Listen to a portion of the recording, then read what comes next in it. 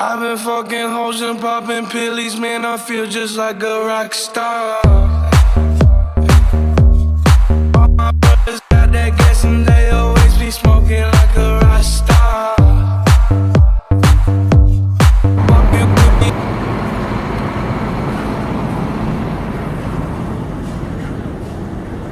E é desse modelo aí, tá bom, meu patrão? Já sorri, já chorei. Caminhoneiro eu me tornei, viu?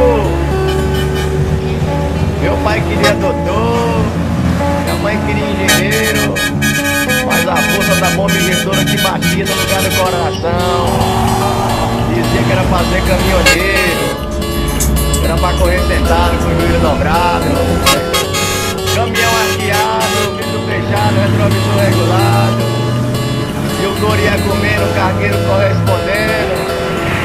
Dá um par de bonita forma ali das madrugadas, né, cara? Capa 10 ligando, o sonzinho, o caminhão ia tocando, bandeira do GP do lado representando. Aí a boca ficava boa de luxo. Eita! Era desse jeito, desse modelo aí, tá bom, rapaz? Entregava as cargas no horário combinado ali, descarregava, carregava de novo e carregava novamente, deixava preocupado os parentes, 2 pilas na mente pra não dormir eternamente. Drogado não, chofé caminhoneiro por amor e profissão, viu?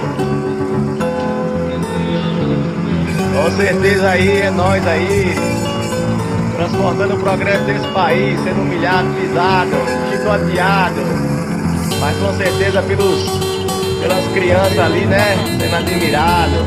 Claro, Sendo bem falado, mal falado, não importa. O que importa é que nós bota pressão, nós amamos essa profissão, né?